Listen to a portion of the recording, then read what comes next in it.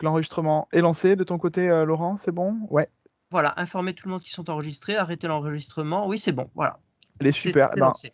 on va pouvoir commencer. Donc moi, en tant qu'animateur, je vais présenter rapidement donc Laurent de Vargas aujourd'hui, qui fait cette conférence euh, sur donc euh, aujourd'hui sur la royauté, donc sur les Bourbons. Et j'essaie d'ouvrir mes petites notes et je n'arrive pas à les ouvrir. Voilà, Après, comme ça je on est tout à fait je peux la parfait. Je présenter. pense que tu peux la présenter. Voilà, Voilà, bonjour exactement. à tous. Voilà, donc je vais faire une petite conférence qui prendra peut-être la forme d'une causerie plutôt que d'une conférence vraiment structurée sur la monarchie française et la monarchie espagnole comparées. Et la question est de savoir pourquoi ces deux monarchies qui sont très similaires dans bon nombre de leurs aspects sont l'une toujours en place, la monarchie espagnole, et la monarchie française qui a disparu, en tout cas qui n'a plus le pouvoir. Donc même si on a toujours un roi statutaire, on n'a plus de roi au pouvoir en France et on a une république. Donc voilà, l'idée c'est monarchie française contre monarchie espagnole. Pourquoi l'une est toujours en place et l'autre pas. Donc voilà, c'est un aspect disons que c'est un exposé qui traitera des aspects historiques et juridiques et politiques évidemment sur cette thématique-là. Parce que bon, voilà, donc notre idée est de se demander comment deux pays voisins très, très similaires ont pu évoluer de manière aussi différente à l'heure actuelle. Voilà, je C'est te ça, laisse la merci parole, beaucoup Félix. Laurent. Oui, voilà, avant de commencer rapidement, du coup, voilà, Laurent Vargas, merci beaucoup pour... j'ai retrouvé mes notes, c'est bon. Donc merci beaucoup pour cette introduction. Juste moi, je me permets de te présenter brièvement. Donc, hein, tu es membre du Cercle d'Action Légitimiste de Nice, si C'est je ça. crois, Laurent. C'est ça, donc tu es d'origine espagnole en fait. Donc voilà, tu es tout habilité à parler du sujet.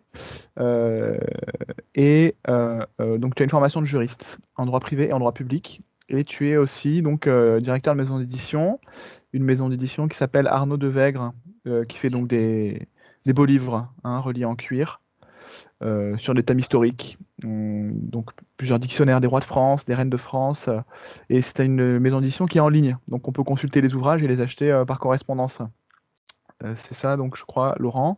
C'est bien ça. Et, et puis donc voilà, je vais pas compte tenu qu'on a déjà un petit peu pris de retard, je vais pas aller plus loin et je vais te laisser commencer la conférence. Laurent, donc vas-y, je t'en prie. Donc titre de la conférence, Monarchie espagnole, quels enseignements pour les légitimistes français? C'est parti. Exactement. Merci Félix. Bon, bien voilà, donc l'idée c'est ça, c'est de faire un exposé comparé sur les deux monarchies. Un exposé qui sera à la fois un exposé historique, un exposé juridique et un exposé politique. Donc essayer de tirer les leçons et puis de mieux comprendre et puis d'approfondir un petit peu nos idées là-dessus. Bon, ce que je voudrais dire d'abord, c'est que c'est un sujet qui est extrêmement vaste parce qu'on parle de régimes politiques qui sont anciens.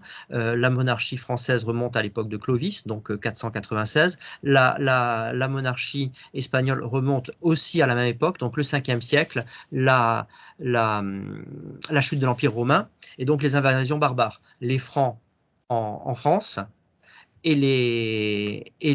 ce qu'était la Gaule romaine et les Visigoths en Espagne, ce qui était à l'époque l'Hispanie, l'Hispania. Donc voilà, ce sont deux monarchies qui sont très anciennes. Donc la thématique est très vaste. On va essayer de balayer en 3/4 d'heure, 1 heure, l'histoire de ces deux pays sur 1500 ans environ, hein, puisqu'on part du 5e et qu'on arrive au 21e. Et dans ces conditions, bon, mon propos est forcément un propos succinct. C'est un propos qui sera relativement bref sur les différents sujets, mais je vais essayer de mettre en évidence quelques points que je pense être intéressants et qui peuvent être des pistes de réflexion. Je vais faire un exposé en deux temps. Je vais dans un premier temps parler essentiellement de l'histoire comparée des deux pays, de quelle manière les deux monarchies ont évolué. Et puis ensuite, je vais faire un exposé qui sera plus juridique et plus politique, sur de quelle manière les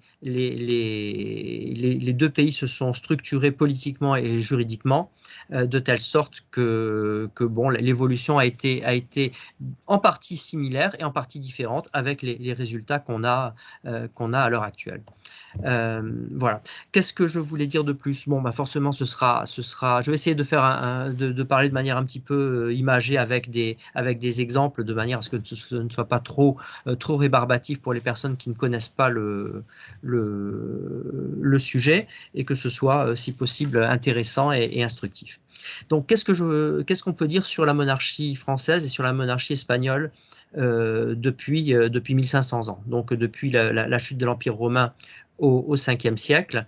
Ce sont des royaumes, comment dire, ce sont des royaumes qui sont créés par les barbares, qui envahissent l'Empire romain à sa chute en 476, et donc on se retrouve avec des Francs qui prennent le pouvoir dans la Gaule romaine, et des Visigoths qui prennent le pouvoir à la même époque, fin du 5e siècle, dans la péninsule ibérique, qui était la province d'Hispania qui était la province d'Hispania dans l'Espagne et le Portugal actuel, dans la péninsule. Bon, ce sont des régimes qui sont très similaires. On a Clovis chez les Francs. On a les rois visigoths dans la péninsule ibérique, et ce sont évidemment des régimes qui vont fonctionner à peu près de la même manière. Donc, ce sont des tribus qui prennent le pouvoir sur les populations romanisées du territoire, et donc qui vont évoluer comme des monarchies médiévales du haut Moyen-Âge de l'époque, donc des chefs de guerre qui vont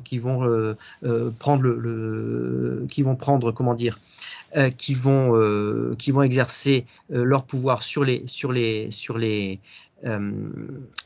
populations locales. Ce sont des peuples qui vont se christianiser. On a Clovis en 496 qui devient le premier roi catholique, à l'époque où les Visigoths en Espagne sont encore dans l'arianisme, mais rapidement les chrétiens espagnols, les chrétiens oui, on peut déjà les appeler espagnols d'une certaine manière. Donc les chrétiens visigoths vont eux aussi adopter le catholicisme au siècle suivant, et on se retrouve donc au bout d'un siècle ou deux avec des populations qui sont entièrement christianisées et catholiques. Je rappelle que les Romains, eux, étaient catholiques. Et dans ces conditions-là, ce sont des monarchies qui évoluent de manière similaire, et sans se fréquenter, sans s'affronter. Le grand événement de la chrétienté à cette époque-là, c'est l'invasion arabe de 711. Donc 711, invasion de l'Espagne par Tariq, qui est un berbère qu'on appelle un arabe, mais qui est en fait un berbère. Donc ce sont l'apparition de l'islam et ensuite les invasions musulmanes qui vont faire que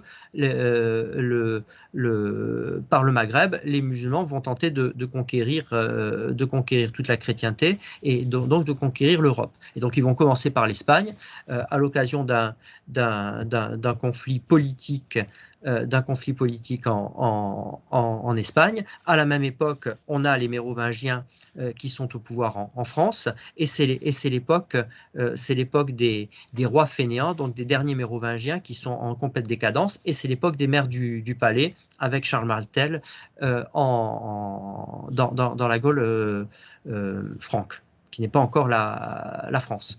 Et donc à cette époque-là, on va avoir trois grands événements. On va avoir 711, l'invasion musulmane, et donc le pays qui est pris entièrement par les musulmans. La défaite de Rodrigue, qu'on appelle aussi Roderick, qui est tué en 711. L'invasion totale du pays, avec une légère résistance dans le nord du pays, dans les Asturies.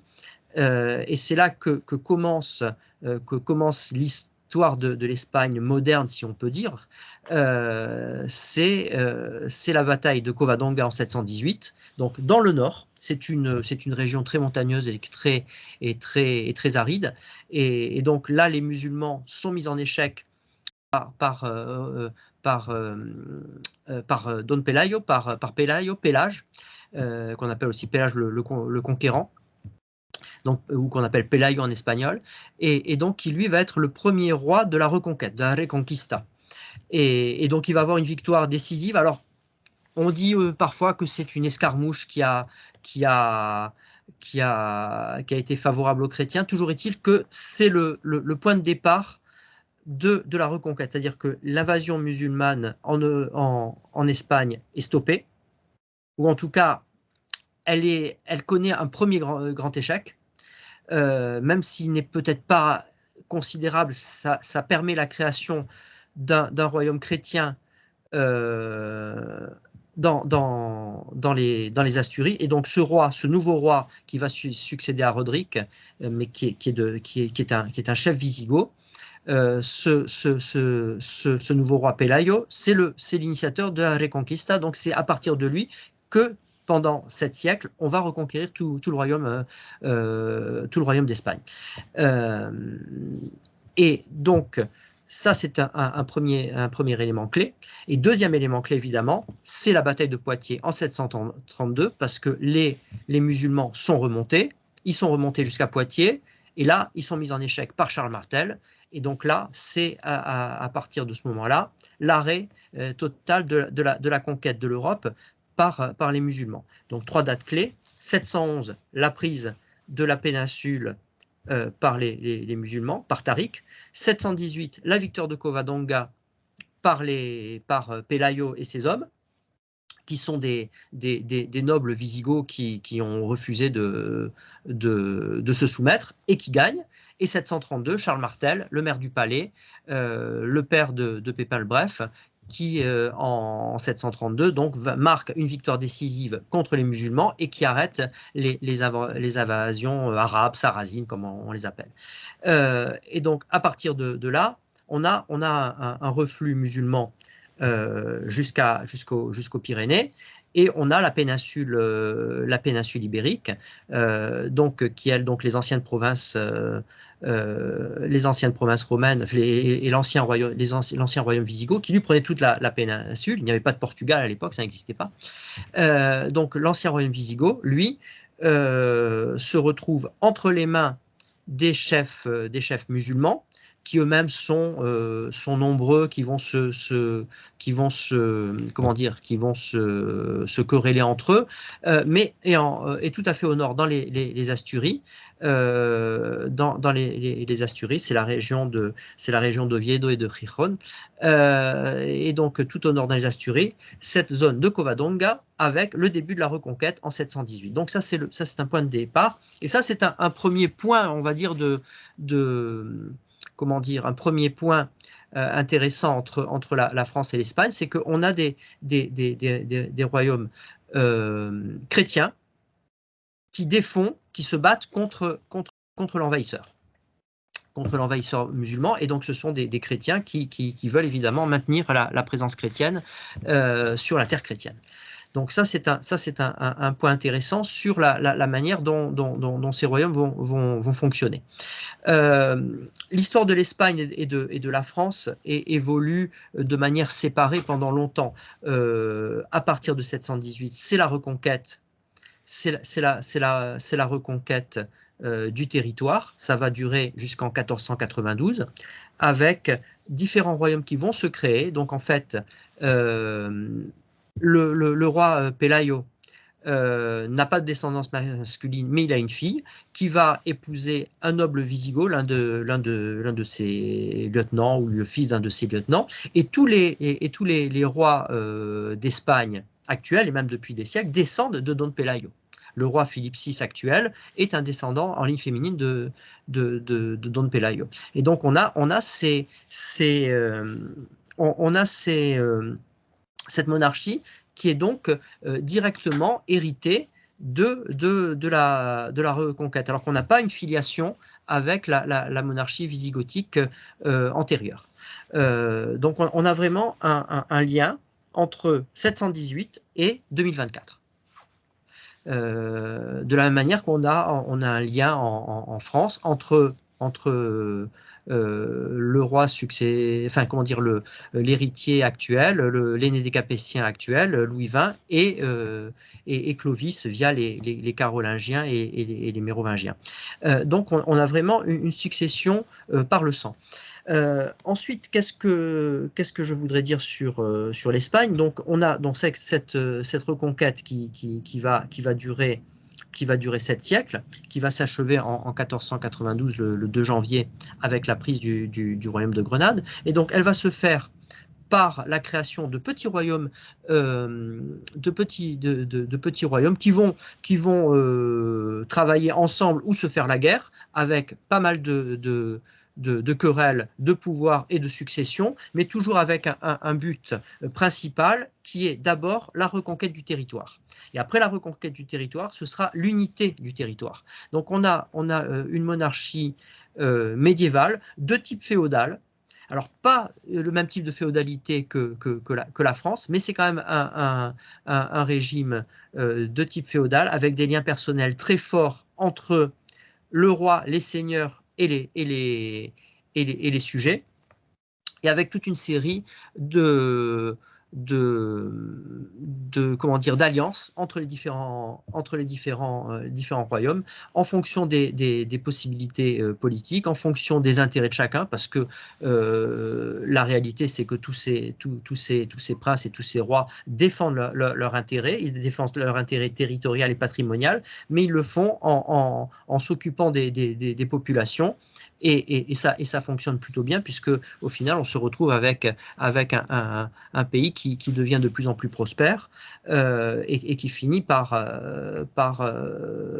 avoir cette splendeur qu'il va connaître ensuite au XVIe siècle, avec la conquête de l'Amérique, et puis une importance politique considérable. Donc l'Espagne du Moyen-Âge prépare l'Espagne du XVIe siècle, qui sera à ce moment-là la première puissance mondiale, équivalente à ce que sont les États-Unis aujourd'hui, ou ce qu'ils ont été au XXe siècle.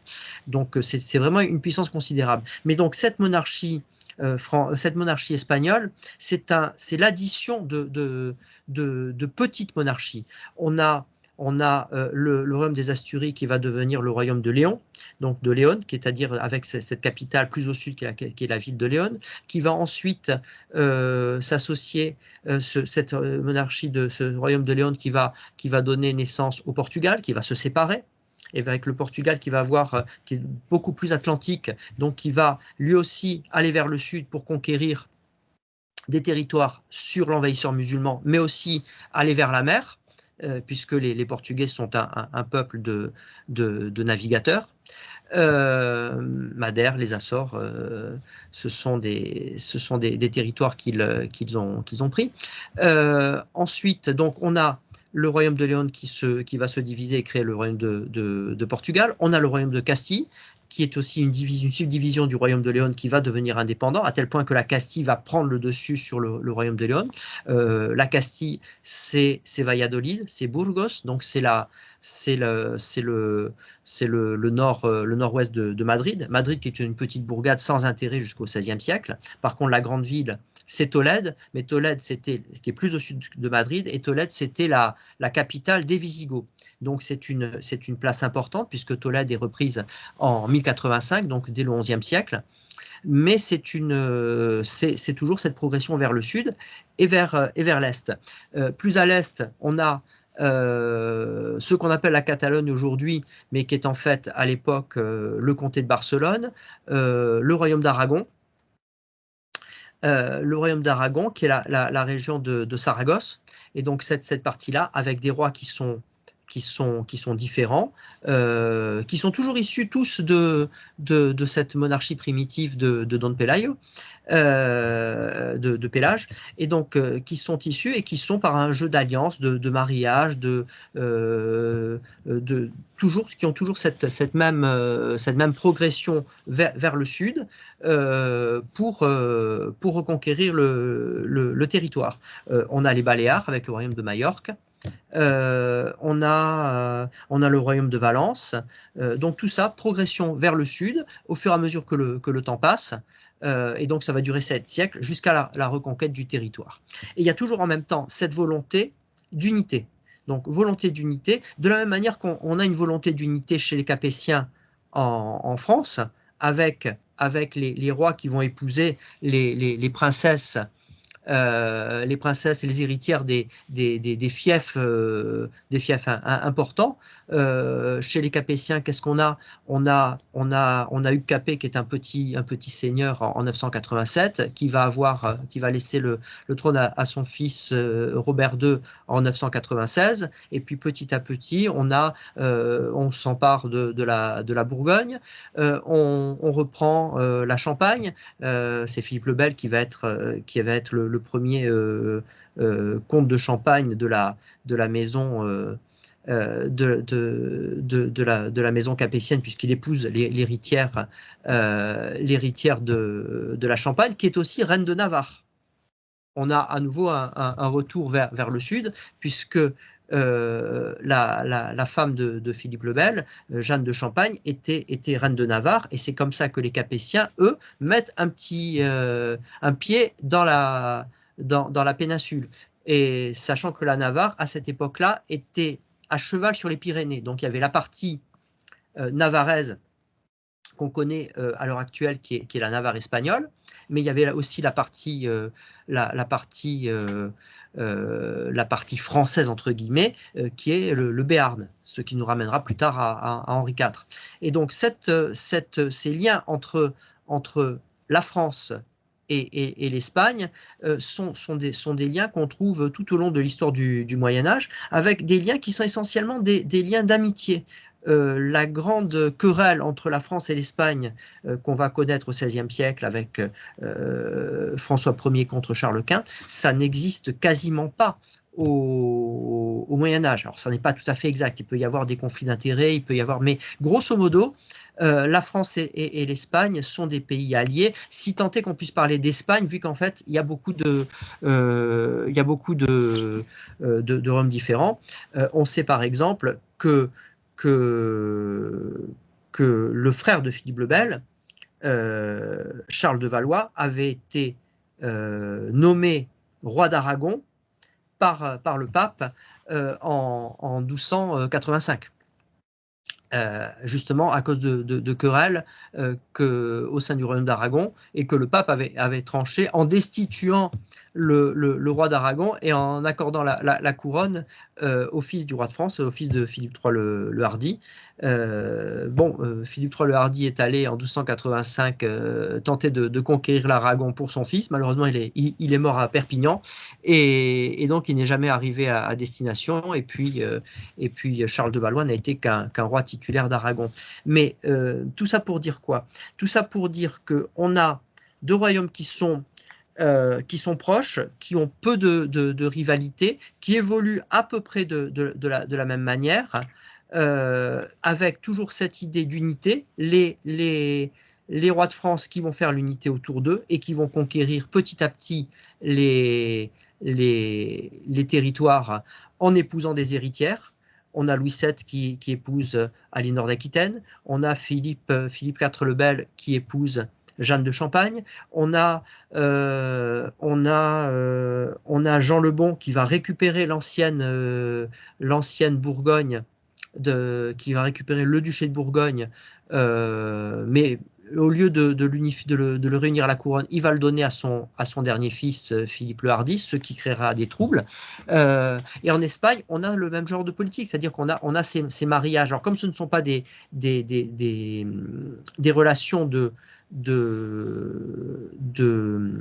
suzerain à vassal, ce sont des relations qui sont plus égales entre des rois, et donc on va avoir des mariages entre héritiers. Le plus connu de ces mariages entre héritiers, évidemment, c'est le mariage entre le roi d'Aragon et la reine de Castille, les héritiers, donc entre Ferdinand d'Aragon et Isabelle de Castille, qui est le début de l'unité espagnole, avec cette volonté par la suite de faire épouser à leur fils l'héritière de Portugal. Malheureusement, ça ne marche pas.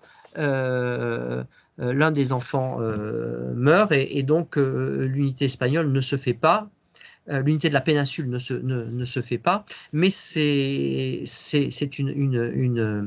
comment dire, j'allais dire une obsession. C'est une préoccupation constante d'avoir l'unité du territoire. C'est un peu cette notion de frontière naturelle qu'on a connue en France à l'époque de Richelieu, qui voulait avoir un territoire homogène qui allait plus ou moins jusqu'au Rhin. Et donc, sur la péninsule ibérique, c'est cette volonté d'unité. Alors, en général, on voit, c'est la Castille qui essaye de faire l'unité espagnole en s'emparant puisque la Castille est centrale, en s'emparant des royaumes j'allais dire de droite, des royaumes à l'est, donc l'Aragon, et des royaumes à l'ouest, le Portugal. Mais en fait, on a 2 siècles auparavant, on a une tentative du Portugal de mettre la main sur la Castille, sachant que la Castille en Espagne, c'est le grenier à blé. Donc c'est là qu'est la nourriture. C'est une zone qui est centrale. Malheureusement, on s'en aperçoit moins à l'heure actuelle, parce que lorsqu'on va en Espagne, on y va souvent en avion. Ou alors, si on y va en voiture, on fait la route des écoliers et on va par le bord de mer. Mais il faut aller en Castille.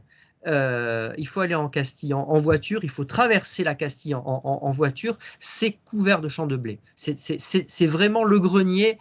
La Castille, d'une certaine manière, dans le sud de l'Europe, c'est un peu comme l'Ukraine dans l'Est. C'est un grenier à blé, c'est un territoire qui est extrêmement fécond pour avoir de la nourriture, et donc c'est un territoire qui est extrêmement important à avoir, et c'est pour ça que la Castille a eu ce rôle central dans la conquête et dans l'unité du pays, puisque qui tient la Castille tient de quoi nourrir l'ensemble du pays, plus ou moins.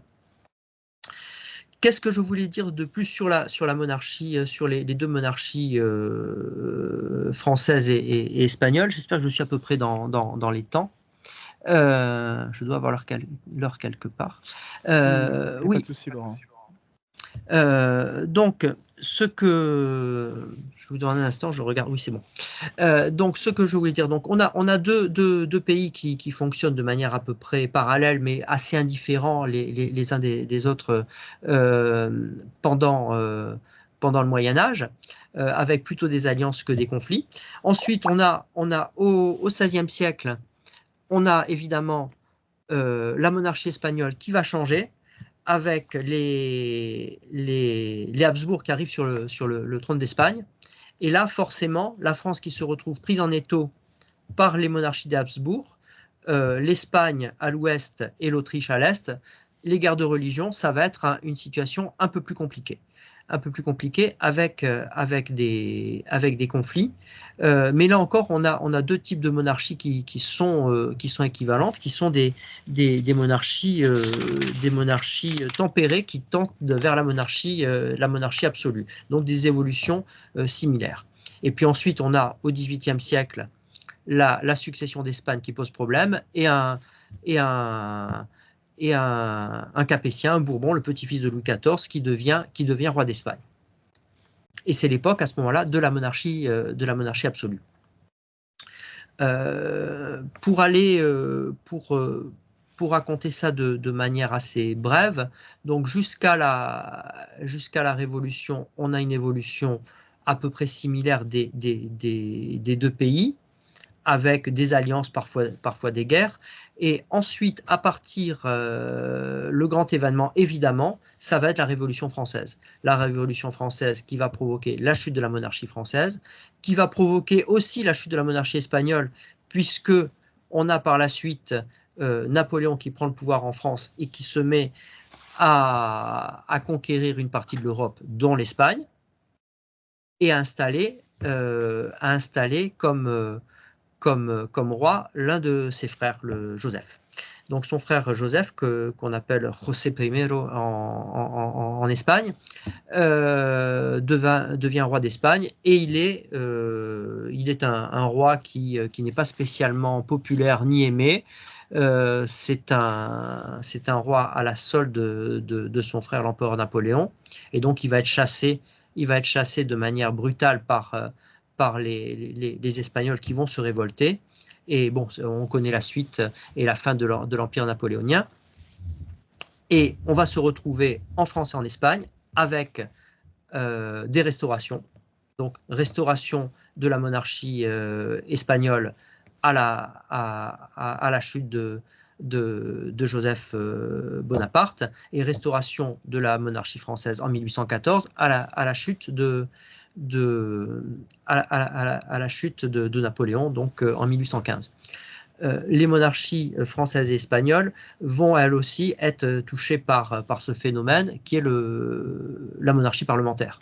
Donc on n'a plus en France et en Espagne des monarchies absolues comme par le passé, on a des monarchies parlementaires, et là encore on a toujours cette tentation de reprise du pouvoir par le roi. Charles X, qui effectivement va tenter d'exercer un pouvoir royal plus proche de celui de l'Ancien Régime, et ce qui va conduire à sa chute en 1830.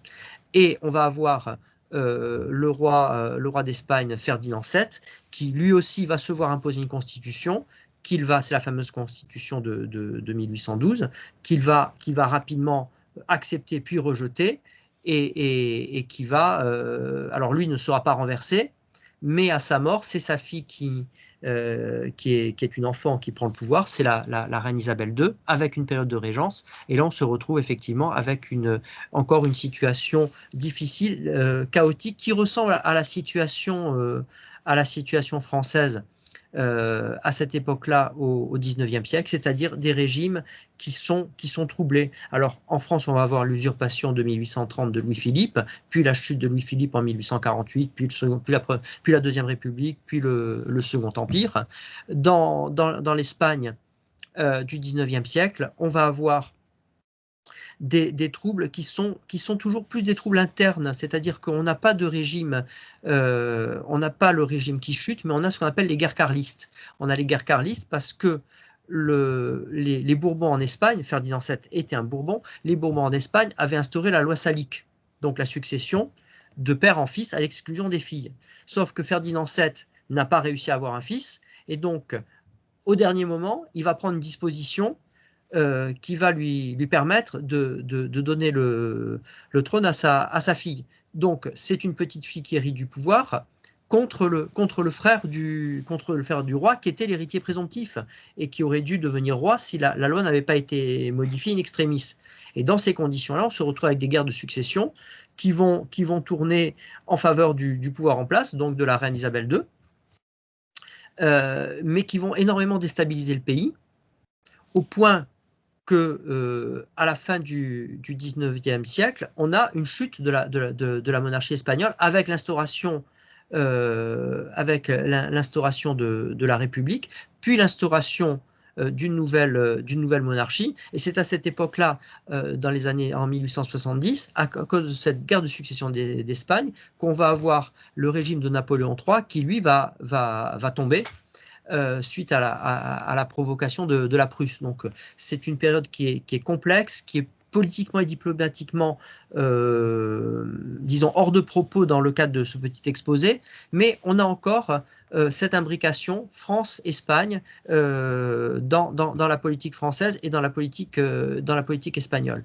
En Espagne, à cette époque-là, dans les années 1870, donc on a le roi Amédée de Savoie qui est choisi. Finalement, il devient roi d'Espagne. Il ne reste pas roi d'Espagne très longtemps. Il finit par abandonner le pouvoir quasiment de son plein gré. parce qu'ils se rendent compte que la situation est intenable. Et les Espagnols vont rappeler le fils d'Isabelle II, Alphonse XII, qui va devenir roi d'Espagne à cette époque-là, dans le cadre d'une monarchie parlementaire, un peu à la sauce de ce qu'on aurait voulu faire en France dans les années 1870, et que Henri V a refusé parce que lui était dans une situation particulière et différente.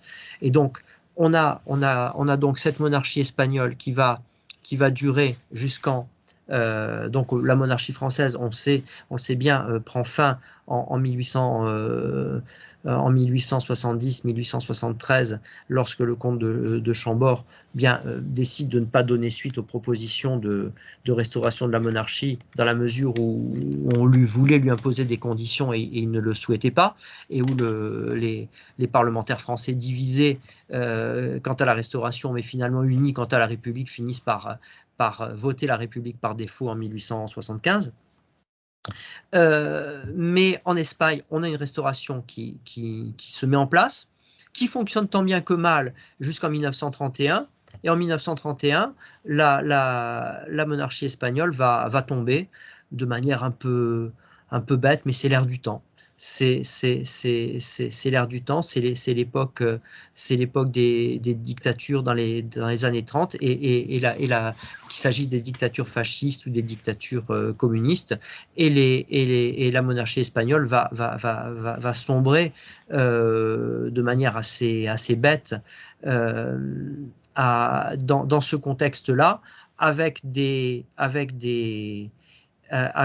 républicains qui sont très véhéments, qui sont très agressifs, et qui s'emparent du pouvoir de manière totalement illégale, mais qui ont face à eux un régime qui est devenu très faible et qui va tomber facilement. Et c'est comme ça qu'on se retrouve avec la Deuxième République espagnole, qui elle-même est tellement pleine de défauts quant à sa naissance et quant à son mode de fonctionnement, et quant aux gens qui sont là au pouvoir, qu'elle finit par s'entre-déchirer, et ce qui provoque le soulèvement nationaliste en 1936, avec l'issue qu'on connaît, la guerre civile. 1939, la victoire des nationalistes sur les républicains et les communistes, et l'instauration du régime de Franco, qu'on aime bien qualifier de dictature à l'heure actuelle, qui n'a pas été un régime démocratique, c'est vrai, mais qui était quand même un régime sans rapport avec les dictatures de fer qu'on a pu connaître dans les pays de l'Est, ou avec les dictatures fascistes ou nazies des années 30. La preuve, l'Espagne n'est pas entrée dans la guerre. L'Espagne n'a jamais été ennemie des États-Unis. Eisenhower fréquentait, qui n'était pas un nazi, Eisenhower. Eisenhower a fréquenté Franco. De Gaulle aussi fréquentait Franco. Ils étaient amis.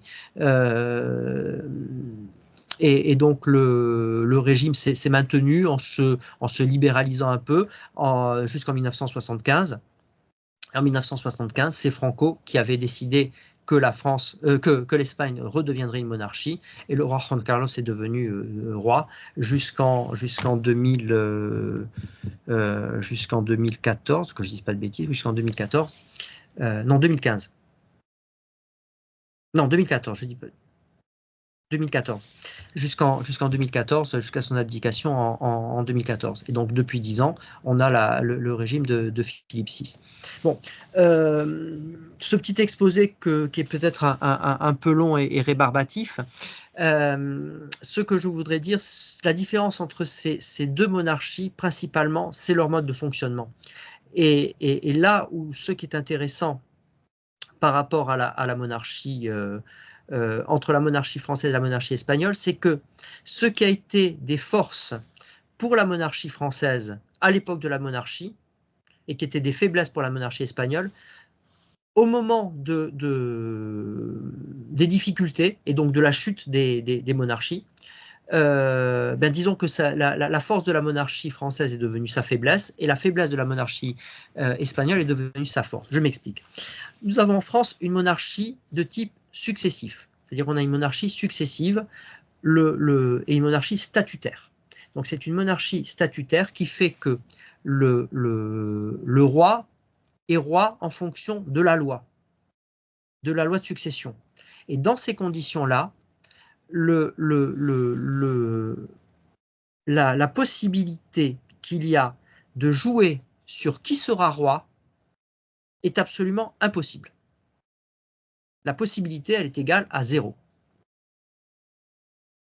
Le roi de France est l'aîné des Capétiens. Point. Issu d'un mariage catholique valide. Voilà. Donc, à partir du moment où le roi de France a un fils légitime, ou plusieurs, c'est l'aîné de ses enfants légitimes qui sera le roi de France. Et à partir de là, on n'a pas d'autres règles. Et ça fait de la monarchie française un roc quant à la succession. C'est ce qui fait ce qu'on appelle le miracle capétien tout au long du Moyen-Âge, donc de 987 jusqu'à 1314, on a une monarchie de père en fils et de père en fils aîné. Et de ce point de vue-là, on n'a pas de problème de succession. Donc toutes les guerres de succession qu'on a pu avoir par ailleurs dans les autres pays, et notamment en Espagne, on ne l'a pas en France. On a ensuite une succession qui se fait par le frère à défaut de ou par l'oncle à défaut de fils, puisqu'on connaît l'histoire de la succession de Philippe le Bel. Philippe le Bel meurt en 1314, son fils aîné Louis le Hutin, Louis X, qui était roi de Navarre d'ailleurs, qui était roi de France et de Navarre, devient roi. Il meurt en 1316. Il laisse la reine enceinte. On attend la fin de la grossesse de la reine. C'est très important ça. On attend la fin de la grossesse de la reine pour savoir si c'est un garçon ou une fille qui naît. C'est un garçon qui naît, Jean Ier. Le roi Jean, donc cet enfant, devient roi immédiatement. Malheureusement, il meurt au bout de 5 jours. Et donc, comme il meurt au bout de 5 jours, il a été roi pendant 5 jours, mais s'ouvre la succession encore en ligne masculine. Et là, qui succède? Ce n'est pas la sœur du petit Jean Ier, parce qu'il avait une sœur aînée, c'est l'oncle. Et donc, c'est le roi Philippe V le Long qui va succéder. Lorsque le roi Philippe V meurt en 1322, lui n'a pas de garçon, il n'a que des filles, il n'y a pas de reine enceinte. Donc, la succession est immédiatement ouverte et close, si je puis dire, en même temps. C'est-à-dire que c'est le frère, Charles IV le Bel, qui va succéder. Et donc, on a vraiment une succession qui est statutaire et qui fonctionne très très bien. Il y a eu quelques moments de flottement, entre guillemets, au moment de la mort de Jean Ier.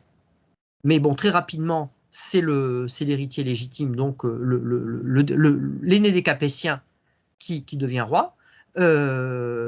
Philippe V le Long meurt. C'est le nouvel aîné des Capétiens, son frère cadet Charles IV qui devient roi. Et lorsque Charles IV meurt en 1328, on a à nouveau la règle qui s'applique, sauf que là encore la reine est enceinte. Donc on attend la fin de la grossesse, on a un interrègne, on a un régent qui est nommé, et la reine accouche, et lorsque la reine accouche, on se rend compte que là, on n'a pas un garçon, on a une fille, donc la fille n'est pas reine, elle n'hérite pas, et là, c'est à nouveau l'aîné des Capétiens, vivant, c'est Philippe VI de Valois, donc le cousin germain de Charles IV le Bel, qui devient un roi à son tour. Et on passe à la maison de Valois. Mais on est toujours avec un aîné des Capétiens. Et ainsi de suite. La succession se fait de cette manière jusqu'à Charles VIII, succession de père en fils. Ensuite, on a une succession encore par un cousin au second degré, c'est Louis XII. Mais Louis XII était également l'aîné des Capétiens. Et ensuite, on passe à François Ier, également cousin de Louis XII qui n'a pas eu de fils, et on se retrouve encore avec les Capétiens. Puis une succession de père en fils, jusqu'au dernier Valois, qui eux ont une succession de frère en frère. Charles IX, par exemple, avait un fils, mais Charles IX avait un fils non légitime. et donc qu'il avait eu de Marie Touchet. Et donc le fils de Charles IX ne succède pas, c'est Henri III qui devient l'aîné des Capétiens, donc le roi de France. Et lorsqu'Henri III meurt sans fils en 1589, c'est Henri IV, le cousin que je dise pas de bêtises, au 11e degré, je ne sais plus si c'était au 11e ou au 17e degré, mais enfin c'est un cousin très éloigné, puisqu'il faut remonter jusqu'à Saint-Louis, mais qui est l'aîné des Capétiens, et là encore, c'est Henri IV qui devient roi, et ainsi de suite. Et donc, la force de la monarchie française, c'est ce côté statutaire. Et ça se poursuit jusqu'en 1830, et en 1830, on a ce problème-là en France, c'est que bien qu'il y ait, d'abord il y a une abdication qui normalement n'est pas possible, ensuite on a un fils qui pourrait devenir roi, qui lui ne règne pas, c'est Louis XIX, le fils de Charles X, et en dernier lieu on a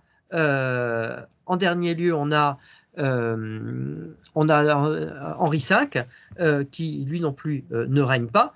Et on a l'usurpation de Louis-Philippe, qui lui est un cousin éloigné et qui n'est absolument pas l'aîné des Capétiens. Et Louis-Philippe d'Orléans n'est pas l'aîné des Capétiens, pas plus que ses descendants actuels ne sont les aînés des Capétiens. Donc on a cette monarchie statutaire en France, qui est une force considérable parce qu'elle a permis d'éviter toutes les guerres de succession.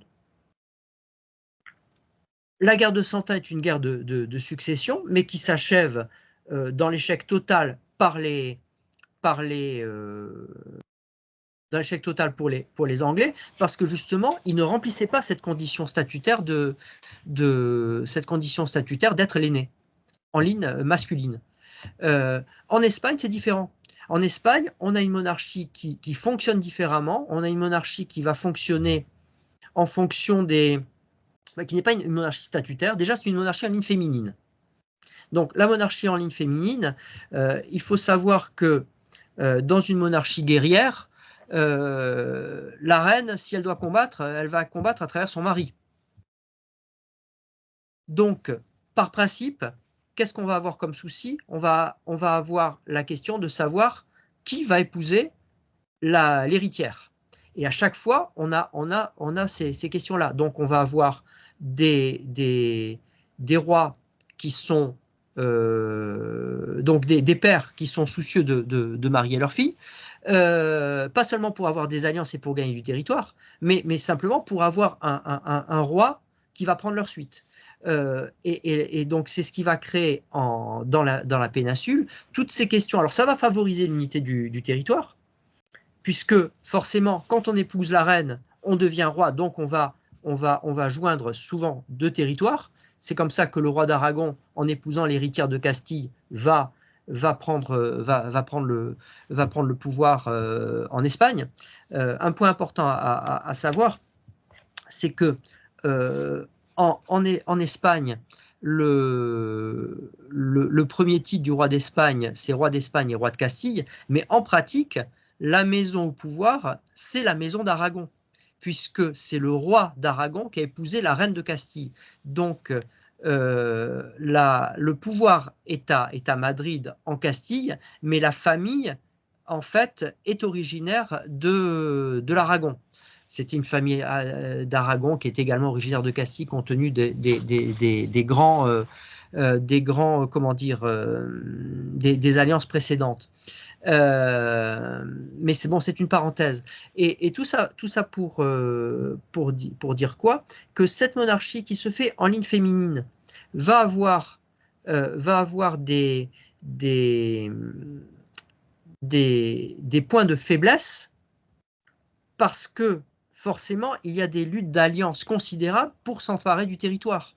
Donc, ça peut avoir des effets positifs, ça peut avoir des effets négatifs. Toutes les querelles entre la Castille et le Portugal sont liées à la volonté des rois de Castille de mettre la main sur le Portugal lorsqu'il y a une héritière portugaise à épouser, ou alors du Portugal de mettre la main sur la Castille lorsqu'il y a une héritière castillane à épouser. Donc on a toute une série de querelles qui vont favoriser l'unité du pays, avec beaucoup d'alliances, mais aussi beaucoup de guerres territoriales, justement dans ce but de s'emparer du royaume voisin. On n'a pas ce problème-là en France, où on a un pays où, justement parce qu'on a cette monarchie statutaire, la fonction royale, la charge royale est indisponible. Et donc, on ne peut pas s'en emparer. Soit on est le fils du roi, soit on ne l'est pas. Donc, soit on sera roi, soit on ne sera jamais roi. Et il n'y a pas comment dire, ce concours, ces enchères d'ambition qui vont exister en Espagne et qui sont une faiblesse pour le pays pendant très longtemps. Un certain nombre de guerres en Europe auront lieu justement à cause du fait que l'Espagne a été un territoire à prendre. Les querelles entre la France et l'Espagne au XVIe siècle sont le fruit des négociations et de l'enjeu de s'emparer du trône d'Espagne, donc de l'héritage des rois catholiques et donc des territoires d'Amérique, parce que les rois catholiques ont une fille à marier. Et donc finalement, qui est-ce qui va gagner, la course? C'est Philippe le Beau, le fils de Maximilien, le fils de l'empereur Maximilien, alors qu'il y avait concurrence du côté de la France, parce que la France aurait voulu faire épouser à l'héritière de Castille un Français. Il y a eu des projets, mais qui ont avorté. Donc on se retrouve au niveau de l'Espagne, donc sur un territoire immense, avec les possessions d'Amérique. On se retrouve au niveau de l'Espagne, avec les problèmes qu'on a pu connaître en France, avec la Bretagne. Quand la Bretagne était à prendre, et il fallait faire épouser au roi l'héritière de Bretagne. Donc, on connaît les problèmes d'Anne de Bretagne, qui a dû épouser successivement Charles VIII, puis Louis XII, parce que le territoire devait être réuni à la couronne, puis au domaine royal, et de quelle manière Claude de France, la femme de François Ier, a dû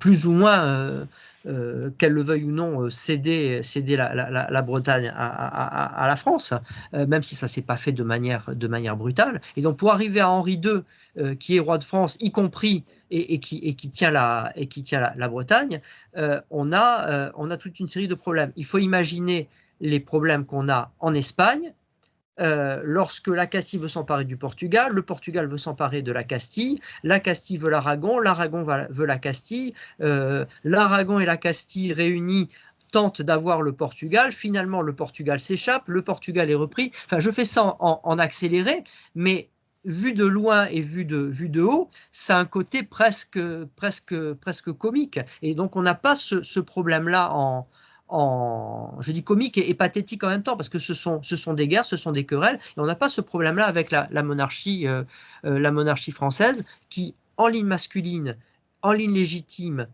et de manière statutaire, dit qui est le roi. Et donc le souci de l'Espagne à cette époque-là, c'est aussi donc les guerres de succession en ligne féminine, mais aussi parce que la bâtardise est également acceptée. On a plusieurs rois d'Espagne qui ne sont pas légitimes. L'exemple le plus connu, c'est l'exemple de Pierre le Cruel contre Henri de Trastamare. Pierre le Cruel, au XIVe siècle, est un roi qui est d'ailleurs allié de la France, Pierre le Cruel. Donc Pierre II, non, Pierre Ier, attendez que je ne vous dise pas de bêtises. Non, c'est Pierre II le Cruel. Pierre Ier, c'est en Russie. Les rois Pierre ont souvent de mauvais surnoms. Donc, le roi Pedro, le roi Pierre le Cruel, au XIVe siècle en Castille, est un roi qui va se retrouver dans une guerre de succession et qui va être finalement détrôné, vaincu et tué par son demi-frère illégitime. Et va s'instaurer à ce moment-là la dynastie de Trastamare, qui est une dynastie qui n'est pas d'origine légitime, qui est issue d'un bâtard. Mais ça va fonctionner. Ça va fonctionner. On a le même schéma au Portugal, où finalement, en 1640, quand les Portugais se séparent de l'Espagne alors que le roi d'Espagne était leur roi légitime. Le roi d'Espagne était l'héritier légitime du trône de Portugal, mais finalement, la volonté des Espagnols de centraliser et d'imposer trop de pouvoir castillan au Portugal provoque une révolte et les Portugais prennent leur indépendance. Je ne vais pas dire se libèrent parce que bon, moi je suis un petit peu castillano-centré et pro-Castille, je l'avoue et je le confesse.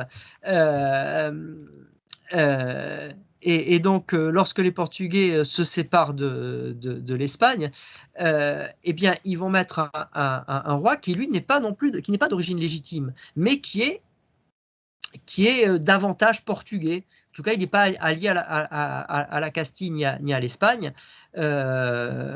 Et donc, le Portugal sera indépendant et il est toujours à l'heure actuelle.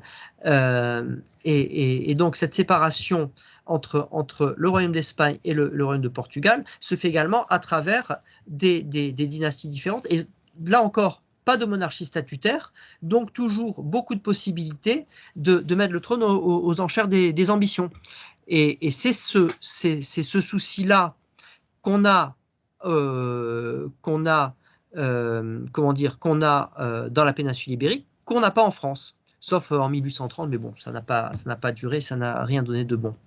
Et cette force de la France et faiblesse de l'Espagne, à mon avis, va, au moment des monarchies parlementaires du XIXe siècle et au moment de l'affaiblissement des rois, va être, je dirais, une force pour l'Espagne, une faiblesse pour la France. Pourquoi ? Parce qu'en France, on a un roi statutaire, donc on a un roi légitime, donc on a un roi de droit divin qui peut, en toute bonne conscience, considérer que son pouvoir est juste, et parce que ce pouvoir est juste, il peut tenter de l'imposer, y compris par la force, lorsqu'il est contesté par la force. Alors, c'est évidemment la question de Louis XVI qui s'est montré, on peut le penser, extrêmement faible face à la force et à la violence des révolutionnaires, mais c'est aussi le pouvoir de Charles X qui, lui, tente d'employer la force face à une émeute qui n'est pas juste et qui n'est pas légitime parce que Charles X, même s'il se montrait peut-être un brin autoritaire, n'était pas le tyran qu'on a voulu faire croire. Et donc Charles X qui se heurte à une émeute, qui essaye de rétablir son pouvoir par la force et qui, lui, n'y parvient pas, d'abord parce qu'il est trahi, et ensuite parce que l'usage de la force, je dirais, par un pouvoir légitime au XIXe siècle, n'est plus accepté, parce que les sources de légitimité ont changé, et donc le roi légitime qu'est Charles X, eh bien, est délégitimé d'une certaine manière par l'usage de la force. Il est délégitimé par une population qui estime que la légitimité n'est plus la même. Et on a Henri V dans les années 1870, Henri V en 1830 qui a 10 ans, donc qui ne peut rien faire, Henri V en 1848 qui n'agit pas, soit parce qu'il n'a pas les moyens, soit parce qu'il n'a pas la volonté, c'est très difficile à savoir, mais en tout cas Henri V qui n'agit pas en 1848 alors qu'il a 28 ans, il aurait pu tenter de reprendre le pouvoir à la chute de Louis-Philippe, et Henri V en 1870 qui a donc 50 ans et qui lui attend qu'on lui remette le pouvoir parce qu'il est légitime et donc il estime que dans ces conditions-là, on doit l'appeler au trône et que ça doit se faire dans les conditions. D'abord, ça devrait se faire sans condition, ça c'est un fait, parce que Henri V, en 1870, en tant que monarque légitime, estime que le pouvoir devrait lui être remis, et donc il devrait simplement avoir à arriver et à être en fonction, et ça n'est pas le cas. Donc on ne l'appelle pas, on ne met pas à disposition les moyens qu'il faudrait, on le on le soumet à des conditions qui sont inacceptables. On a parlé du drapeau. L'affaire du drapeau, c'est un peu l'arbre qui cache la forêt. La réalité, c'est qu'on veut faire de Henri V un monarque parlementaire. On lui écrit une constitution. On prévoit qu'il aura des pouvoirs, mais pas trop.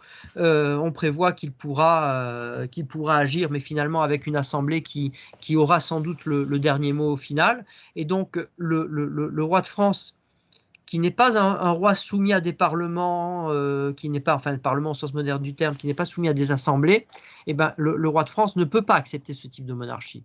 Et donc le roi de France, bien, finalement, se retrouve écarté et puis il meurt en exil.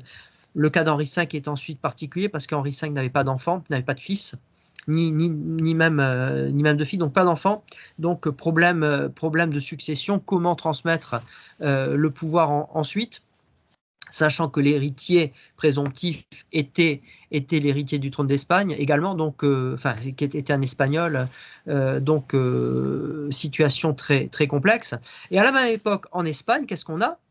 On a à peu près les mêmes problèmes, puisque, comme je disais tout à l'heure, on avait les Bourbons qui sont renversés, la République qui est proclamée, les Bourbons qui sont remplacés par un prince de la maison de Savoie qui ne reste pas, les Bourbons qui ont été renversés sous Napoléon mais qui sont revenus, on a la République qui vient, on rappelle les Bourbons. En fait, tout ce désordre politique en Espagne,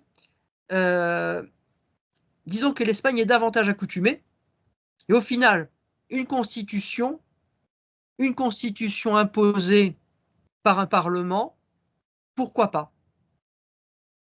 Et pour cette raison-là, je pense que le fait qu'en Espagne on puisse choisir son roi, je dirais, fait que les Espagnols s'accommodent davantage de ce régime, qui est un peu plus tendre, un peu plus mou, un peu plus... c'est un régime aussi qui plaît beaucoup aux milieux d'affaires, aux puissances d'argent, qui aiment même avoir la haute main sur le pouvoir. Et ça, ce n'était pas possible. La monarchie de Louis-Philippe était une monarchie d'affaires. La monarchie que voulait Henri V, c'était une monarchie pour les ouvriers. C'est une monarchie pour le peuple. Les manifestes de Henri V sont des textes de politique sociale qui sont tout à fait émouvants, parce que c'est un homme qui se préoccupe du bien des peuples, mais dans une époque où je dirais c'est secondaire, puisque ceux qui détiennent le pouvoir et ceux qui finalement vont fabriquer le roi, ce sont les banquiers, ce sont les industriels, et donc ces gens-là ne veulent pas d'un roi statutaire qui est en train de se préoccuper du salaire horaire des ouvriers, des conditions de travail, du temps de sommeil des pauvres gens. En Espagne, par contre, on a une monarchie qui est davantage liée aux puissances d'argent, davantage liée à la banque et à l'industrie. Et donc cette monarchie-là, qui est un peu la monarchie orléaniste, hein, la monarchie des Bourbons en Espagne, c'est un peu la monarchie dont voulaient les d'Orléans en France. Et c'est une monarchie qui est davantage liée au pouvoir de l'argent. Et cette monarchie se maintient beaucoup mieux, avec un roi qui accepte d'être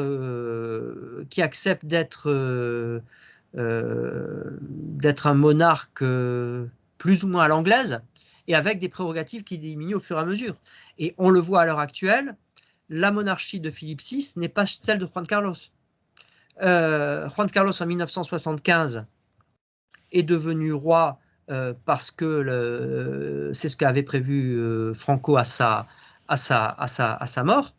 Et donc il devient roi, et qu'est-ce qu'il instaure? Une monarchie parlementaire où il est dépourvu de tout pouvoir, alors que en 1975, Juan Carlos dispose de la totalité, de la plénitude des pouvoirs qu'avait le général Franco auparavant. Donc il pouvait théoriquement poursuivre cette voie et fonctionner de cette manière-là.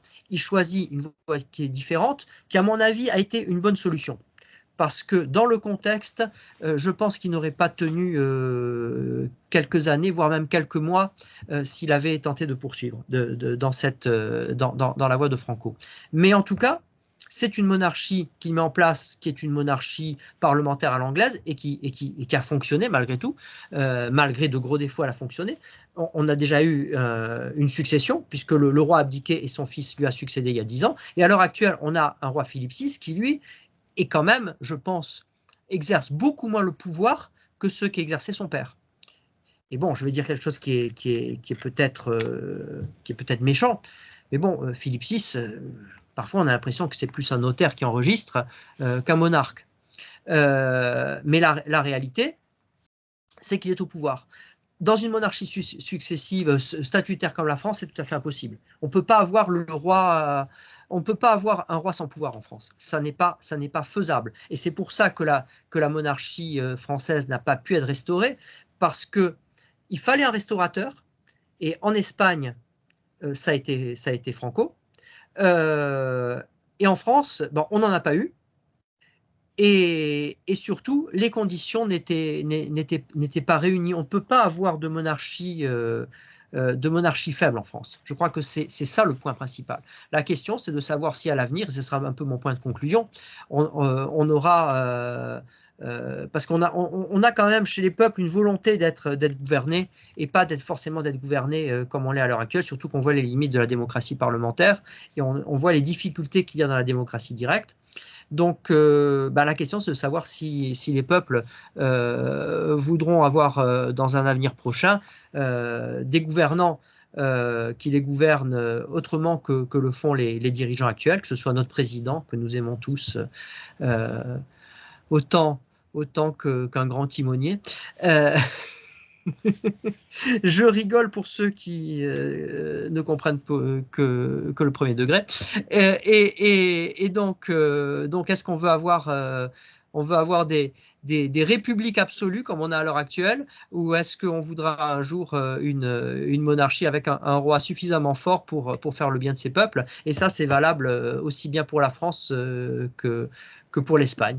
Donc voilà, je crois que ce sera un peu mon point de conclusion, et je crois que j'ai tenu à peu près 1 heure, si je ne dis pas de bêtises. Merci beaucoup, Laurent. Oui, oui, bah, 1h05, Voilà. parfaitement. Vraiment super. Merci pour d'être dans les temps. Merci pour aussi cet exposé assez détaillé. C'est intéressant, je pense, parce que c'est un sujet qui est quand même assez spécifique, assez pointu. Et pour des gens qui ne sont pas forcément versés dedans, je pense que c'est important d'avoir cette introduction-là. On voit que tu maîtrises le sujet, donc, puisque tu l'as rendu assez vivant. Je trouve que c'est intéressant, notamment donc, au travers de l'histoire d'Espagne, de voir comment les rois sont succédés, comment la monarchie espagnole elle a pris la forme qu'elle a pu avoir, enfin, cette particularité par rapport à la monarchie française. Et donc, en conclusion, quand même, finalement, voilà, l'Espagne, parce que moi, voilà, par exemple, je suis beaucoup moins versé que Paul. Je suis pas historien, donc j'ai moins de connaissances que toi ou que Paul, par exemple, qui anime d'habitude ces ateliers. Mais en fait, en conclusion, est-ce que voilà, finalement, la monarchie espagnole, disons elle a mieux tenu qu'en France parce qu'elle est plus flexible dans son mode de fonctionnement, quoi. C'est ça un peu, Laurent, ce que tu voulais dire. C'est ça mon idée. C'est ça mon idée. C'est une monarchie qui est beaucoup plus flexible parce qu'on peut agir. Il faut savoir, par exemple, ça c'est un exemple. Le roi Joseph Bonaparte est considéré comme roi légitime en Espagne. D'accord, d'accord. Il est sur la liste des monarques. Ok. Il est arrivé, il a pris le pouvoir, on l'a jeté. Mais on l'a jeté vraiment à coup de pied derrière. Hein. C'est Oui. violent la chute de Joseph Bonaparte. Mais il est quand même considéré comme roi légitime. C'est-à-dire que pendant le temps où il a été là, il est respecté comme tel. D'accord. C'est un roi dont on ne voulait pas, mais ça a été un roi. C'est pas comme la monarchie française où Louis XVIII et Louis XVIII parce qu'il y a eu Louis XVII. Alors qu'en fait, dans l'histoire de France, il n'y a pas de Louis XVII. La réalité est cruelle, c'est qu'il n'y a pas Louis XVII. On a dans l'histoire de France telle qu'elle s'est appliquée pour l'ensemble du peuple, c'est Louis XVI qui meurt, et puis il n'y a pas de Louis XVII. Ouais, son fils n'a pas été sacré, c'est ça en fait? Il n'a pas été. Non, mais c'est pas ça. C'est-à-dire que dans la doctrine, parce que la monarchie française est statutaire, il y a Louis XVII. Mais la réalité, c'est que cet enfant emprisonné ne l'est pas de fait. Il est de droit, il est devant Dieu, il est devant les monarchistes, il est dans l'histoire de France, mais il n'y a pas vraiment de Louis XVII. Et pourtant, il y a Louis XVII. Parce que en 1795, Louis XVIII se proclame Louis XVIII, successeur de son neveu Louis XVII. Mais de Louis XVII, de fait, où est-il? Donc nous, effectivement, on a une position qu'on estime juste, mais vous avez des gens, vous leur dites Louis XVII, non, c'est qui Louis XVII? Parce qu'ils n'ont pas ce... disons que ce qu'on peut dire, c'est que il y a Louis XVII pour qui veut bien qu'il y ait eu Louis XVII. Alors que en Espagne, il n'y a personne qui dira il n'y a pas de Joseph Bonaparte. Si, il est là, il est reconnu. Il est reconnu, il a usurpé le trône, il a été expulsé du trône, mais pendant le temps où il est sur le trône, il est là, il est reconnu, y compris officiellement. Alors qu'on n'a pas de reconnaissance officielle de Louis XVII, à part sous la monarchie. Et dans l'histoire, c'est différent. Je ne sais pas si j'arrive à bien transmettre cette idée. Si, si moi je vois que c'est un peu différent, mais finalement, enfin,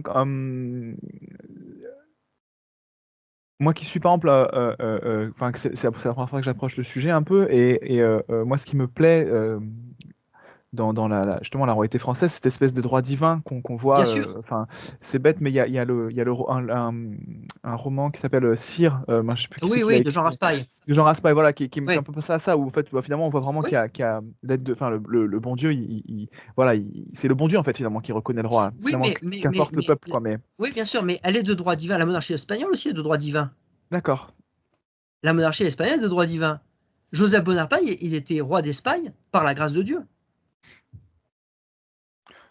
Donc, en fait, ce qui se passe, c'est que la monarchie française est de droit divin, mais statutaire. Elle est statutaire de droit divin. C'est-à-dire que ce que Dieu a fait, c'est comme le mariage. Ce que Dieu a fait, aucun homme ne peut le défaire. Alors que la monarchie espagnole est de droit divin, mais le monarque suivant qui a assassiné le monarque précédent est autant de droit divin que celui qui l'a tué.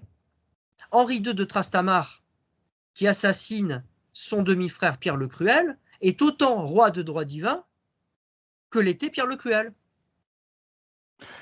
Et ça me fait un peu penser finalement, c'est peut-être une C'est Game analogie of qui Thrones. est, ou par exemple, non, oui, ou justement à l'Empire romain, où on avait les Oui, voilà, Augustes c'est comme ça. ça qui se tuaient en fait mutuellement Exactement. juste pour avoir le pouvoir. Exactement. On a, disons que le droit, comment dire, les Espagnols, le droit monarchique espagnol, le droit royal espagnol est davantage positiviste par rapport au droit français royal, qui est un droit naturel. C'est-à-dire que si on est le fils du roi, on sera le roi. Oui. Il y a pas de, on peut pas se débarrasser. On peut avoir un roi qui a un fils aîné qui est complètement idiot, mais vraiment, je veux dire, il sera roi. Charles VII avait la plus grande méfiance vis-à-vis de Louis XI. D'ailleurs, à la fin de sa vie, il est mort de faim presque, parce qu'il avait peur d'être empoisonné par son fils. Mais le dauphin Louis est devenu le roi Louis XI de manière automatique. Et alors qu'en Espagne, si par exemple, voilà, le fils aîné du roi, finalement, comme c'est une monarchie en ligne féminine, c'est pas du tout. obligé qu'il soit roi, en fait, c'est ça un peu ou... Disons qu'en Espagne, c'est une monarchie, ils appliquent la préférence masculine, normalement. Donc, s'il y a un garçon, c'est l'aîné des garçons. Ensuite, on fait passer tous les garçons, et ensuite, ce sera les filles. On est dans une loi de succession à préférence masculine.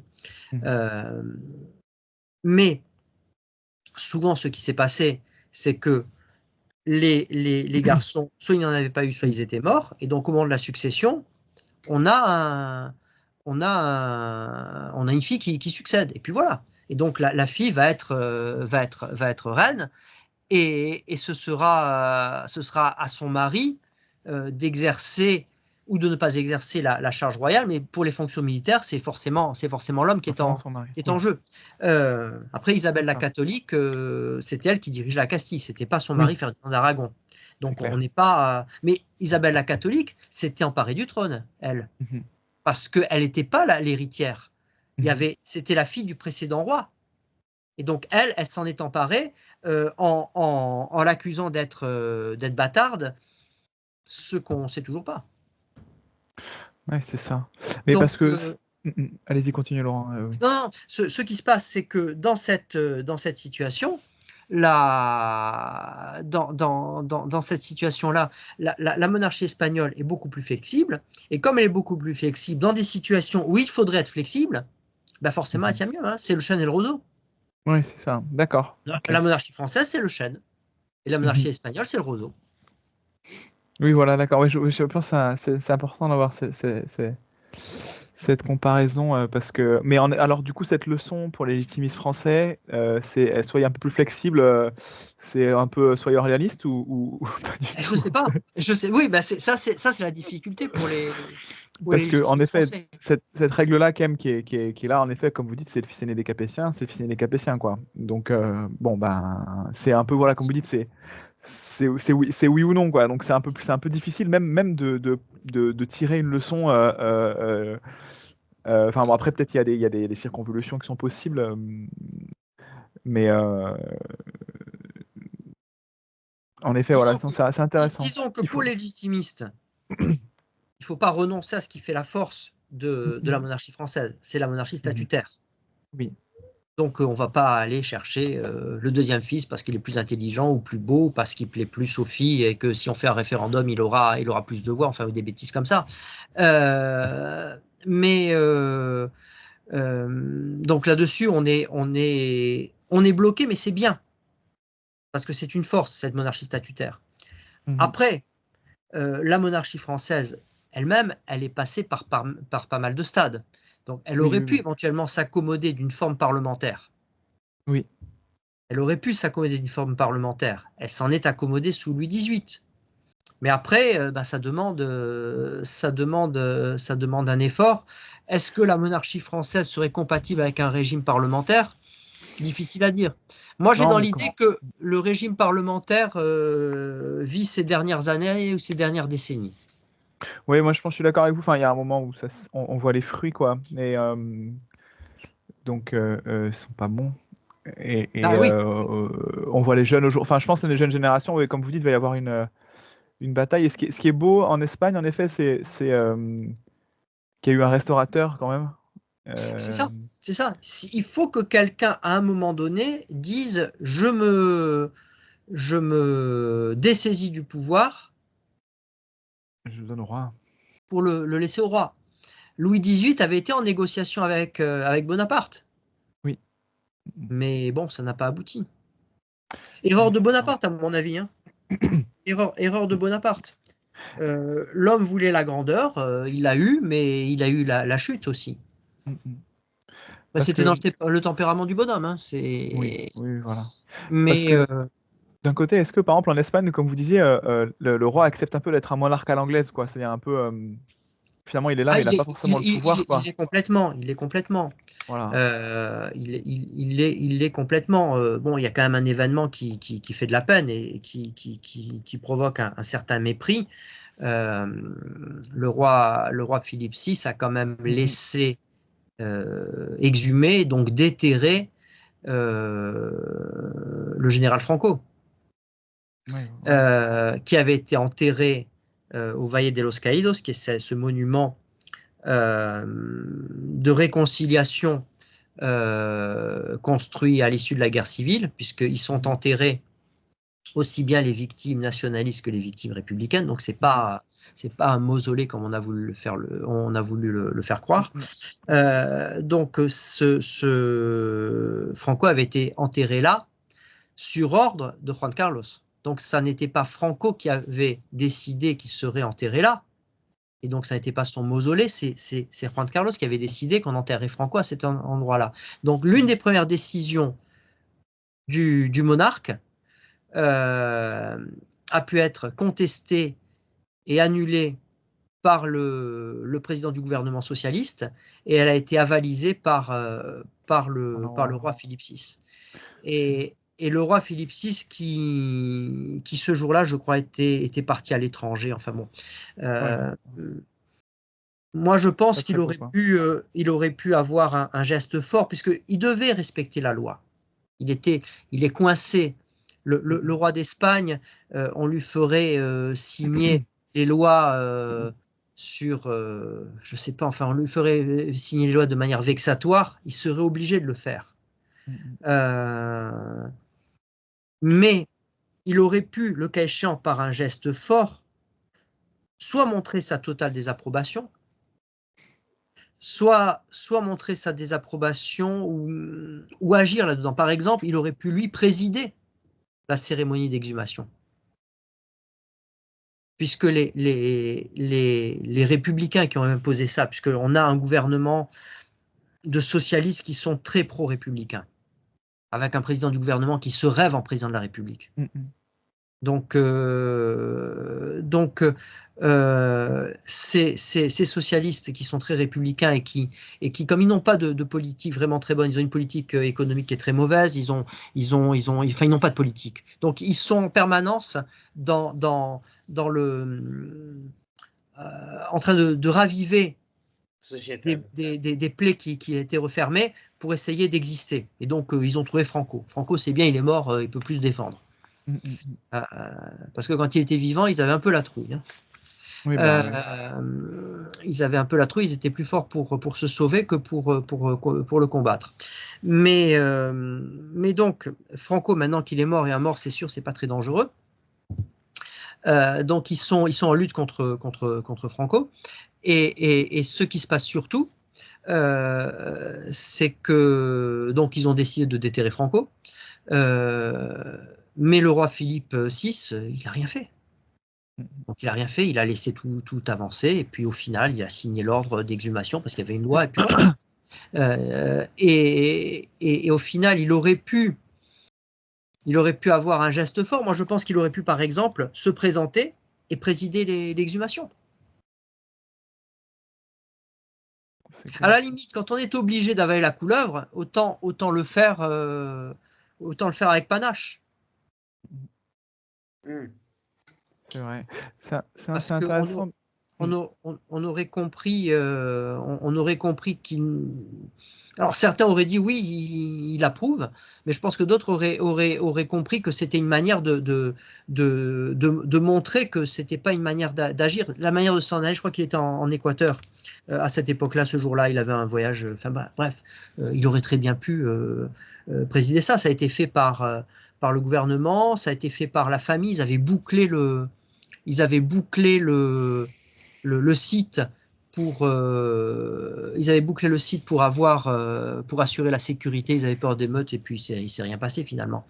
Et le fait qu'il se soit rien passé prouve aussi que c'est un combat d'arrière-garde de leur part. Les gens ont des préoccupations différentes. À cette époque-là, les gens ils avaient des préoccupations liées à la crise économique et aux problèmes. Donc bon, voilà. Mais on a un roi qui a été intronisé avec une cérémonie très laïque. Quand on voit la cérémonie d'intronisation de son père, il y avait un crucifix. Avec lui, il n'y avait pas de crucifix. Je ne crois pas qu'il y ait eu de tédéum, alors que c'est l'habitude que le roi d'Espagne soit intronisé avec un tédéum. Il n'y a pas de sacre, mais il y a un tédéum. Donc on a un roi qui... Je ne sais pas. Après, en plus, on a un roi qui a 2 filles. D'accord. Donc on va passer à On va passer. D'ailleurs, on a commencé. On a commencé la princesse des Asturies, donc c'est le titre de l'héritière. La princesse des Asturies a été vue dans une discothèque à Saragosse. La princesse des Asturies est-elle amoureuse? On a vu qu'elle avait fait un geste à tel garçon, parce qu'à l'heure actuelle, elle est à l'Académie militaire, donc la princesse des Asturies. Donc elle est dans l'armée, mais bon, elle est dans l'armée, il y a des garçons, voilà, pour elle a 18 ans. Donc c'est normal, c'est une jeune fille de 18 ans. Mais bon, on est en train maintenant d'avoir une monarchie courée du cœur. Je ne sais pas si la monarchie espagnole a beaucoup d'avenir avec un père qui se comporte beaucoup comme un notaire. Un notaire, c'est une chambre d'enregistrement. Ouais. Voilà. Est-ce que face à une crise, face à une crise grave, on aura un monarque capable de faire face? On a vu son père, en 1981, quand il y a eu le putsch, des généraux qui voulaient restaurer un régime plus fort. Bon, de quelle manière il a exercé le pouvoir et de quelle manière ça s'est passé? Bon, il était contre le putsch, il a fait tomber la tentative de putsch, enfin, il a fait échouer la tentative de putsch, mais bon, il a agi. Que ferait à l'heure actuelle le roi face à une difficulté? Ouais, Et c'est quant à ça. sa fille, je ne sais pas. Je ne sais pas si l'Espagne est un pays qui peut être dirigé valablement par une femme qui n'aura pas pris le pouvoir elle-même. Parce qu'en Espagne, on a eu des femmes qui ont dirigé le pouvoir et de manière forte. Isabelle la catholique, mais Isabelle la catholique, le pouvoir, elle avait pris. Le pouvoir, on ne le reçoit pas, on le prend. Le vrai pouvoir. C'est ça la réalité. Celui qui reçoit le pouvoir, en fait, il n'a rien du tout. S'il attend qu'on le lui donne, il risque de ne rien avoir. Et je pense que c'est le problème de la monarchie espagnole. Et donc, Isabelle II, par contre, elle avait reçu le pouvoir et elle l'a perdu. Isabelle II, elle est morte en exil à Paris. D'accord. D'ailleurs, si vous voulez voir son petit hôtel particulier à Paris, à Isabelle II, là où elle a vécu et où elle est morte, aujourd'hui, ça s'appelle l'hôtel Peninsula. D'accord, ok. Donc, Merci pour la référence. pour ceux qui connaissent Paris, c'est un petit hôtel particulier qui fait la taille je crois qu'il est plus grand que l'Élysée. Ah oui, quand même, ça c'est Ah un oui, petit donc hôtel c'est en énorme, effet. c'est gigantesque. D'accord. Ok, non Voilà. mais à voir à Paris quoi, intéressant. Euh, Non mais donc, c'est intéressant, moi, je pense on peut débattre encore un peu, enfin encore longtemps parce que pour comparer les deux monarchies comme ça, moi que français, je me dis ben la leçon c'est qu'il faut continuer à être comme on est en termes en France quoi. mais Enfin voilà. Euh, je pense qu'il faut. Alors, on n'est pas obligé d'avoir une monarchie à la Louis XIV, parce que de toute non. manière, l'époque est terminée. On n'est pas obligé non plus de vouloir une monarchie parlementaire, sachant que la monarchie parlementaire à l'anglaise, c'est une monarchie d'usurpateurs. La monarchie anglaise, c'est une monarchie qui s'est bâtie justement, je parlais des puissances d'argent, des banquiers, des industriels. Pourquoi? Parce que ce sont des monarques dont la couronne est fragile sur leur tête. Parce que quand on a usurpé, quand on a pris le pouvoir sur le roi légitime, qui lui-même n'était même pas légitime vraiment, puisqu'il avait pris le pouvoir sur un précédent enfin bref, la monarchie anglaise, c'est pas mal, hein. Le Oui, nombre oui, non, d'assassinats, ouais, on en non, a c'est un ou deux ça. dans la monarchie espagnole, dans la monarchie anglaise, je ne sais plus combien on en a, enfin ça fait un paquet. Donc forcément, on a un roi qui est moins solide, beaucoup d'apparat, et puis un roi qui a peut-être du pouvoir, mais qui ne gouverne pas. Il a un pouvoir discret, secret, plus qu'un véritable pouvoir politique. Ouais. Et la monarchie espagnole, c'est un peu ça. Je ne sais pas si la monarchie française peut fonctionner comme ça. C'est pas non plus l'esprit des Français. Je ne crois Non, pas que les exactement. Français aient vraiment envie d'avoir un monarque potiche. Ouais, je pense que ce serait du tout ou rien, quoi, parce qu'en effet, C'est on ça. voit que, voilà, en France, enfin, en Portugal, en Espagne ou encore en Angleterre, il y a voilà, des vagues rois qui sont un peu là. Mais en France, Louis XX, personne ne le connaît, hein, enfin, personne ne le connaît. Enfin, Exactement. voilà, il y a pas Et, de légitimité. et Donc, surtout, on a un pouvoir politique qui est un pouvoir fort. oui, On a une cinquième république qui est un pouvoir fort du président. Et à l'heure actuelle, on a la république de Macron où on ouais, a vous un disiez République président tout absolue, hein, puissant. c'est un peu ça. Hein. On a un président tout puissant qu'il n'est même pas majoritaire. Il n'a pas de Oui, oui, majorité au Parlement. Il est faible mais tout puissant parce que c'est la mentalité des Français. Les Français veulent un chef. Ouais. Donc, avoir un roi qui va signer des lois qui seront débattues par un parlement, je ne suis pas sûr que ce soit ce qui fonctionne. Non, ouais, je pense pas. Non, puis il faut y avoir enfin, on verra ce que nous dit l'avenir. Mais en tout cas, non, mais c'est Oui, bien sûr. intéressant. C'est intéressant. Et puis j'espère qu'on aura une autre conférence, bah, voilà, sur peut-être un sujet qui pourrait continuer parce que, enfin, à la limite, le fait de comparer, voilà, les monarchies, ça peut être intéressant. Enfin, chaque pays a sa destinée aussi, hein, Oui, voilà, surtout c'est les ça. régimes ne conviennent pas à chaque pays, mais Non, donc ça veut pas dire que la monarchie espagnole est mauvaise et la monarchie française est bonne. Enfin, c'est non, pas du non, tout non, ça, mais je pense que la monarchie espagnole voilà. convient à l'Espagne. Après, elle pourrait évoluer différemment. Mm. Mais je pense que c'est un régime qui convient. Et je pense que la chute de la monarchie française était liée aussi à l'esprit français. Oui, Les Français voulaient un chef. Henri V n'a pas su s'imposer comme chef. Et donc, il ne pouvait pas être leur roi. Il ne pouvait pas être tout notre à fait. roi en 1870 parce qu'il fallait. La monarchie française, c'est comme une monarchie de conquérants. Clovis s'est imposé, Pépin le Bref s'est imposé, Charlemagne, Hugues Capet s'est imposé, Philippe de Valois s'est imposé face au roi anglais, et Henri IV s'est imposé lui aussi. Donc on a un roi qui conquiert le pouvoir. Louis XIV s'impose d'abord avec la Fronde, alors il était mineur, puis ensuite, puis ensuite un peu avec Versailles. Mm. Mais on a des rois qui sont vraiment dans l'action. Donc il nous Mm. faut un roi dans l'action. On ne peut C'est pas ça. avoir quelqu'un qui nous dit j'attends, je suis disponible, venez me chercher. Ben non, tu resteras là où tu es. Bon, allez, on verra ce que Dieu nous donnera, hein. Non, c'est Exactement, clair. Merci, exactement, Laurent. exactement. Vous avez. Merci Félix. Ben non, avec plaisir, c'était un plaisir. Olivier, vous avez des questions, vous, ou pas? Je crois que vous allez devoir partir dans pas longtemps, mais Oui, oui. Quel type de monarchie il faudrait avoir? Alors, une monarchie tempérée? Je pense que la monarchie tempérée est une bonne solution. Mais la question, c'est qu'il faut qu'elle corresponde il faut qu'elle corresponde à l'ère du temps, je dirais. Moi, Oui. ce à quoi je crois à l'heure actuelle pour la France, mais qui pourrait aussi fonctionner pour l'Espagne, qui pourrait fonctionner pour beaucoup de monarchies, c'est une monarchie avec une démocratie directe, Oui. donc sans parlement. Et ça, on a la technologie qui pourrait nous l'apporter à travers la blockchain. Ah, ça serait bien. Parce que on devrait pouvoir avoir bientôt des moyens de voter et de voter de manière électronique et sans risque de fraude comme on peut encore avec le vote électronique. Parce que la monarchie française, c'est le roi et le peuple, avec l'élimination politique de beaucoup d'intermédiaires, les grands fiefs, les puissances financières et industrielles. Euh, et la monarchie parlementaire, au contraire, c'est le pouvoir qui est accaparé par une partie par des corps intermédiaires ou des puissances intermédiaires qui n'ont pas de légitimité.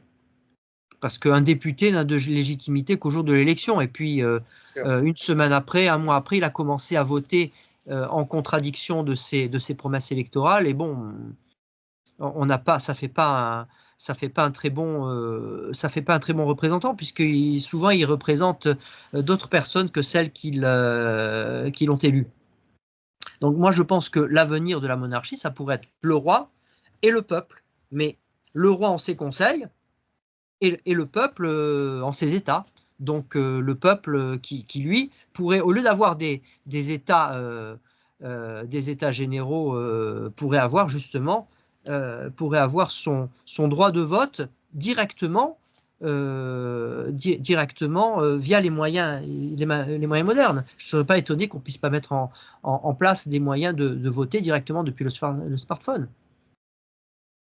Et là, on pourrait avoir des lois qui seraient adoptées par le peuple directement, sans avoir cette situation où tous les sujets importants ne font jamais l'objet de référendum.